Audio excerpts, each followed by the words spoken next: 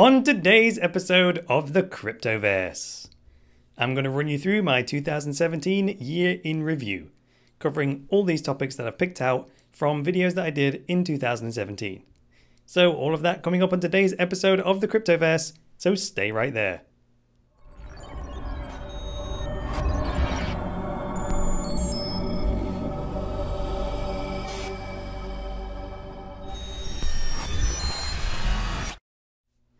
Hi there guys, welcome to the latest episode of the Cryptoverse, your regular dose of news and commentary on Bitcoin, cryptocurrencies, and blockchains. I'm your host, Chris Coney. So let's begin our 2017 year in review. So we're going to use this lovely mind map I've created here. So let's get into it by going right down to the first step. So here we jolly well go. This is in no particular order. I've just picked out a bunch of highlights. There were so many, I've had to just pick a few to talk about. So we began the year at a $1,000 Bitcoin. Absolutely gobsmacking, right? That was back in January of the year. And of course, as we'll talk about later, we did actually reach a $20,000 Bitcoin at some point in 2017. So moving on from there then, we have, do you remember the Cloudbleed data leak? Do you remember this? So the Cloudflare, I think it was, this was around February time.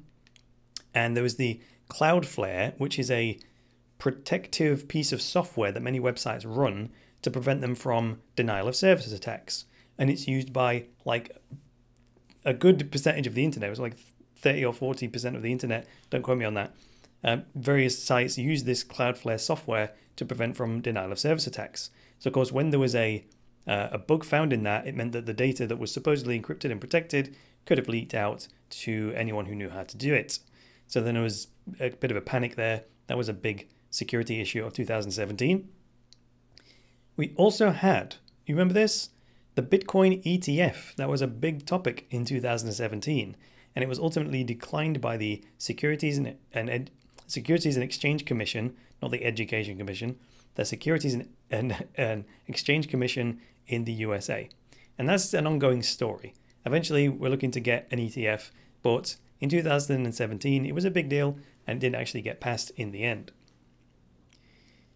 One other thing I noticed by going back through all the videos that I did in 2017, there was a lot of these bank account closures. The banking system started to crack down on cryptocurrencies by attacking it at the bank account level.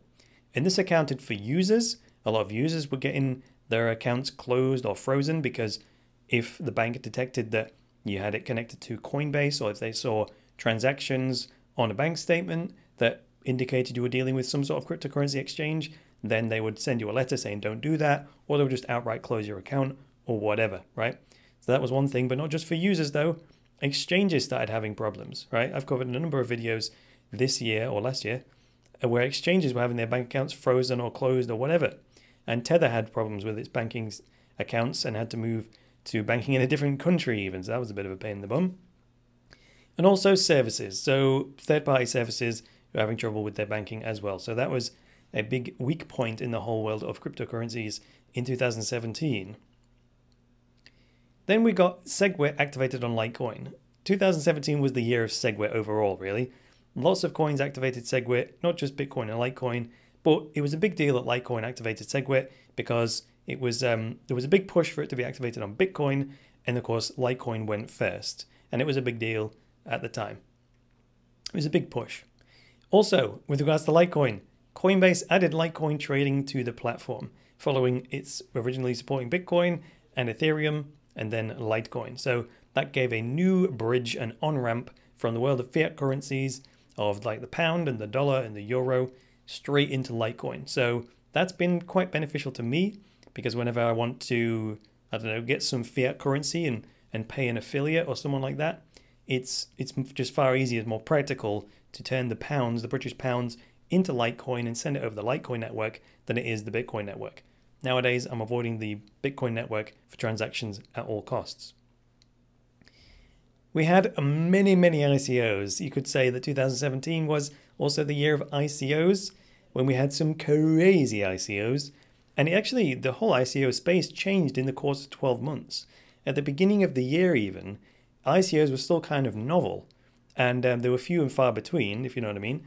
And when we had things like 10x and Bancor, they were just there were a few ICOs around there, and there's a lot of money, right? So lots of money chasing relatively few opportunities compared to how many ICOs there are now. And that saw things like this, where Bancor raised 156 mil in about 3 hours. It was absolutely insane. Then we had other ones like Filecoin and 10x and so on. We'll maybe get into some more of those in a bit. One of my favorite ones of the year, again, this isn't in chronological order or order of priority or importance or anything, just in the order that I picked them out. CryptoKitties launched and absolutely crushed the Ethereum network, which was good in terms of bringing new users into cryptocurrency, but bad in terms of there was a lot of talk from the Ethereum network about how amazing Ethereum was, and then it took one mainstream application to prove that it is just not ready for mass adoption at all. So if CryptoKitties carries on maxing out the network like it is, all those ICOs, dApps, and currencies that are built on Ethereum are just not going to be able to function because there'll be no processing capacity left.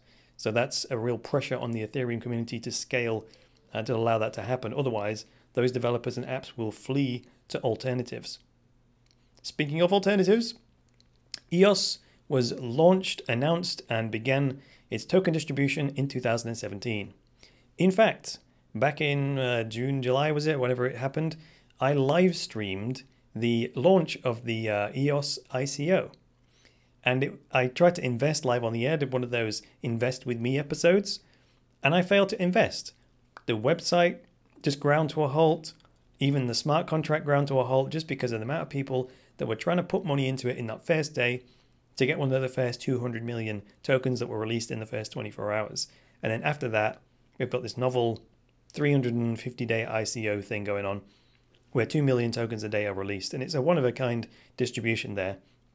And the logic behind that is that because it's going to be a delegated proof-of-stake system, the main reason the token distribution works the way it does is so that the widest possible group of people can get some EOS tokens if they want them.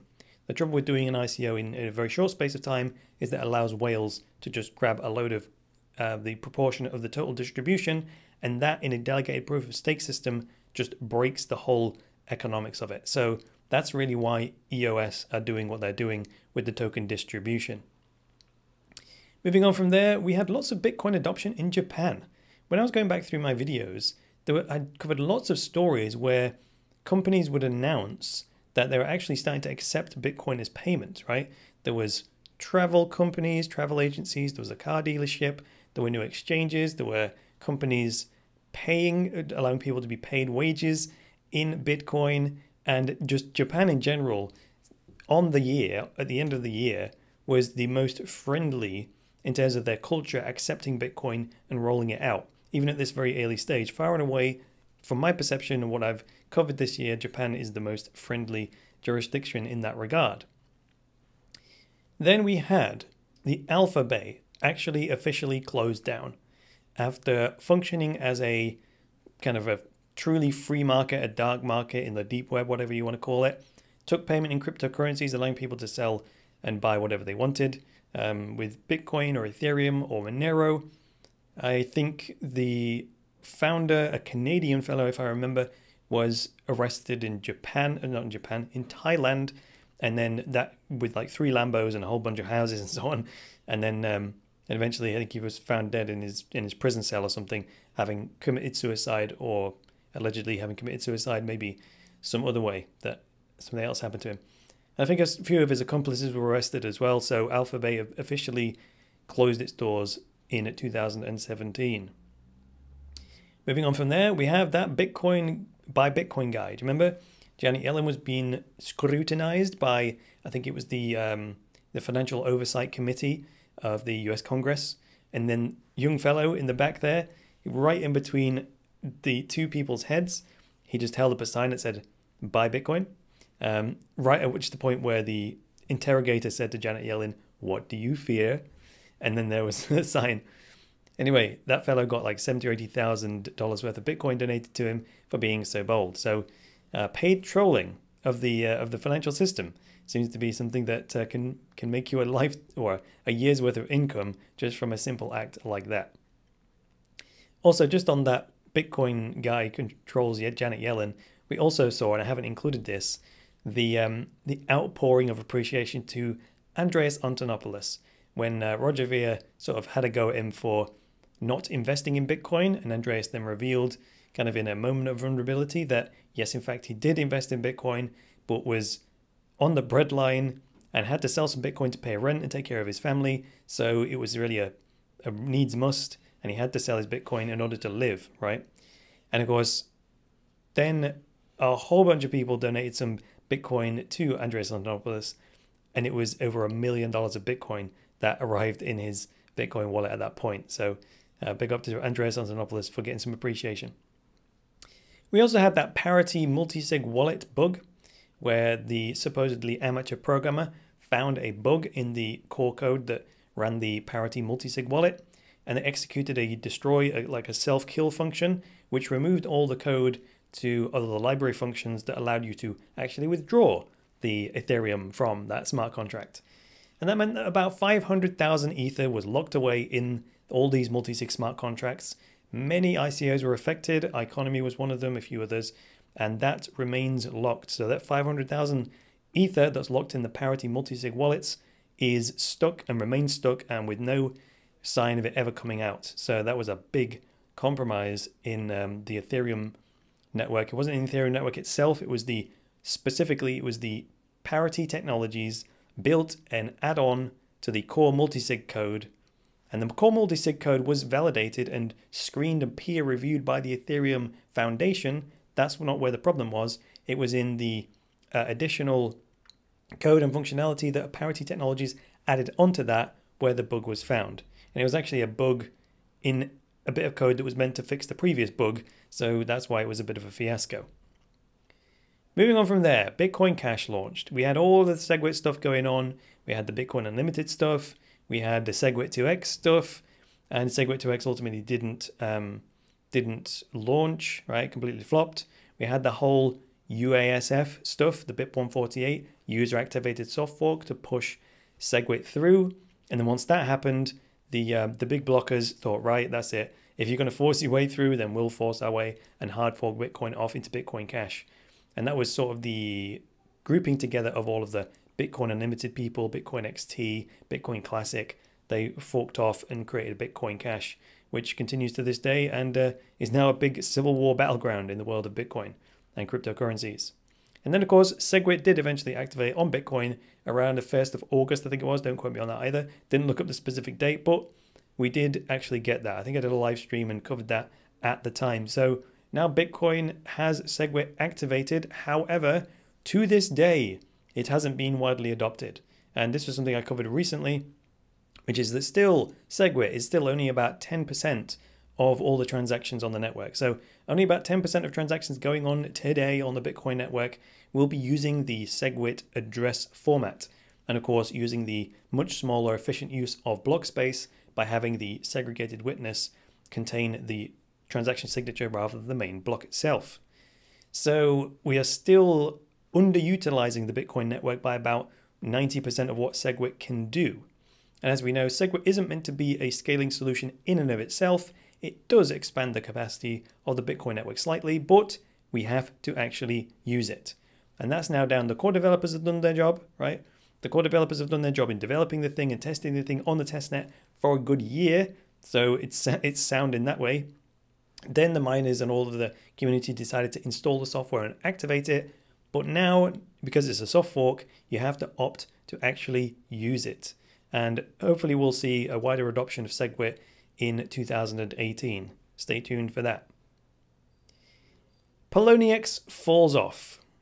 Poloniex used to be one of the top exchanges, and it's kind of now fallen off its perch in my view. They closed the troll box. It used to be a source of great resources and great discovery of new coins and obscure pumps and this and that. And that's why the Trollbox's life t-shirts come from. And they closed the Trollbox officially, and then eventually they changed their terms of service to an insane terms of service. And that's, in my view, an insane terms of service. I even did a video on how insane the terms were. I didn't even need to read I did read the whole thing, but that video just dealt with the first few paragraphs of how insane the terms were. So once I read those, I did not accept the new terms, and I haven't used Poloniex since. And neither have many other people that have spoken to me in the private chat group and in the YouTube comments. I now find myself more often than not using Binance as one of my main exchanges. So that's just naturally because they have the coins that I want to trade, and also I'd like the interface and all the rest of it. So that's what's happened to the business I used to give to Poloniex. Binance are now getting that business, so there you jolly well go. Also, you'll remember that I got involved in an ICO myself with my good friend Simon Lee, who I've been friends with for 15 odd years. He and I did put a proposal to his father, who owns this big student property business, and we thought, let's raise some funds through an ICO, and we'll put the money into student property and then pay back the investors through the profits of that, right? Capital gain and so on, the rental profits. It failed to meet its minimum funding threshold. We said it was only viable if we raised at least $5 million or £5 million, whichever way it was. Because even we as the team and everything, the whole business model didn't work really until we had over £5 million worth of property. Because of course, the more assets you've got, you can rent those assets out and get cash flow. But if the portfolio was any smaller than 5 million, it just wouldn't be worthwhile, right? So we raised 1.1 million, I think it was. And then, so that was way under the funding goal. So we decided to keep our word as per the terms of service and refund everyone's money, which has happened. Moving on from there, you know the KeepKey hardware wallet? Well, their service degraded a bit this year, and then they were in short supply with the KeepKeys and so on. And then we find out why.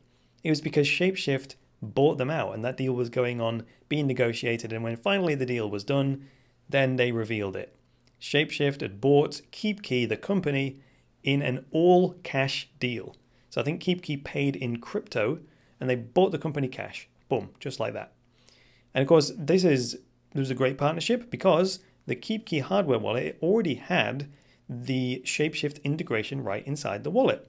So it was logical for that to happen. So now Shapeshift have their very own hardware wallet within the same company. So that's cool. Nothing much has happened since then, to be honest. Nothing, major has been released in terms of a new KeepKey, or I see the software's still lagging behind and so on. So not sure what they were. Again, probably the same sort of thing's going to happen. Since then, they've probably been working underground, waiting for them to finish whatever it is they're finishing, and then they'll make this big announcement to the whole world. And of course, Shapeshift launched the old Prism thing this year, which I haven't put as a branch on this MindMap, but that was another thing that Shapeshift brought us this year as well. And also, just another quick note on Shapeshift. They had a hack this year, didn't they? The inside job, an internal employee took a load of money, and none of Shapeshift's customers lost any money. Shapeshift themselves lost a few quid, however, none of their users did. And that just really reinforced the level of trust and the brand that Shapeshift have. I would say they're one of the most respected brands in the whole space. Moving on to China. China bans ICOs and they've fudged the whole Bitcoin community. So the news coming out of China, it's crashed the Bitcoin price a few times this year. Once back in like September time. This was when the ICO FUD came out. Not great, but Bitcoin recovered in the end, as it always does. We had the big Equifax hack. Remember this? This was one of the biggest hacks of all time, biggest data leaks of all time.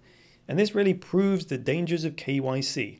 So we, the users who don't really want to do KYC because we value our privacy, this proved the dangers of the governments and the central banks and the regulators pushing for KYC. We say this is why we don't want to do it, because we have copies of our data everywhere, like in hundreds and hundreds of different servers has a copy of our personal data.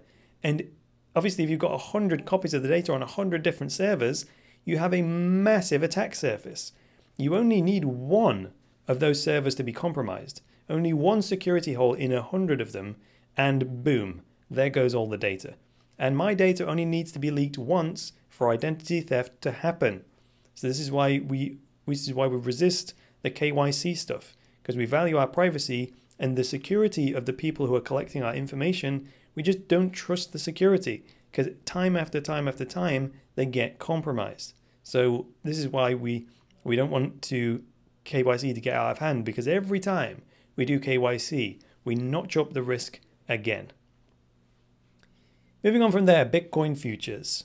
This year we saw the launch of the CBOE and the CME Bitcoin futures markets. And what's that done? Exactly what we thought it would do. It's increased the volatility of Bitcoin. And that means that the range, right, the range at which it slaps up and down in price has widened.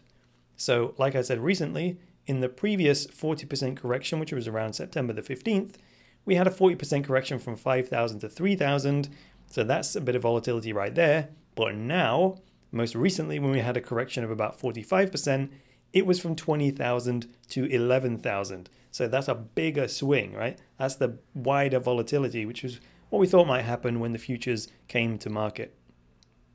And of course, also Bitcoin eventually hit 20,000, which was actually within the last few weeks. And we blew right from 1,000 through 10,000. And then in the last quarter of the year, it went absolutely crazy and blew right through 15,000, right up to 20,000, and then back to 11. And now today it's back about 13 or 14,000. In terms of the Cryptoverse, we started the year 2017 with about 3,393 subscribers. And we are ending the year 2018, or starting 2018, with 38,242. That's actually having adjusted for all the lost subscribers, right? We've ended up with a total gain of 34,849. Again, we actually gained about 39,000 subscribers in total, but had 4,501, I think it was, unsubscribes in the year. So the overall net gain for the year was 34,849, and that leaves us with 38,242 right as of today, as of time of recording, going into 2018. If you project that forward, actually, what that means is that if it continues at that rate, right, assuming that it just carries on in a normal linear curve, and if the cryptocurrency space as a whole grows, then this number will be bigger. But based on those projections, if you just project it logically out ahead of time, that means that on the 1st of January 2019, we'll be at 84,000 subscribers. I do expect it to be beyond that. I'm not going to get distracted by trying to push the numbers. I want to stay focused on the content itself and then let the subscribers come as they see fit. So there we jolly well go. That is my 2017 cryptocurrency year in review. Not comprehensive by any means, just a whole bunch of things that I picked out, a few reminders. There's so much that I missed there. But again, I didn't want this to turn into a 4-hour video going back through every single thing that I covered this year. I did do like an episode a day covering 2 or 3, sometimes more news stories. So I couldn't recap everything. But of course, you can go back through the history of the Cryptoverse and watch whichever one you want. Alright guys, thanks very much for joining me today. If you liked this episode, go ahead and hit that like button. And if you're new around here, get subscribed. And if you would like access to my very best material, such as my structured online courses that will teach you things like how to make and save money with Bitcoin, check out my website, cryptoversity.com, click on the I in the top right corner. You can go through to the courses page and select one of the courses that I've made to enhance your understanding of Bitcoin and cryptocurrencies. Thank you to all my loyal followers this year. Oh, excuse me. That must have been emotional. Messed my voice up there. Thanks to all my loyal followers this year. Thanks for watching. All you guys that watch on a daily basis. Thanks for staying subscribed and tuning in. Thanks very much, especially to all my patrons that allow this to be sustainable. And of course, thanks to everyone for watching, because without the viewers, what's the point in having a YouTube channel, right? Also, big shout out to the Steam community. The Steemit community have helped massively this year in upvoting my posts on Steemit and providing that extra way of funding the production of the Cryptoverse. Big shout out to the, I don't know how you pronounce it, the Johal files. Big user on Steemit who has been showing massive support to the Cryptoverse and making it just incredibly beneficial to sustain the Cryptoverse as we go forward. So thanks very much for that. I'll be back tomorrow with another episode of the Cryptoverse. So until then, it's me, Chris Coney, saying bye for now.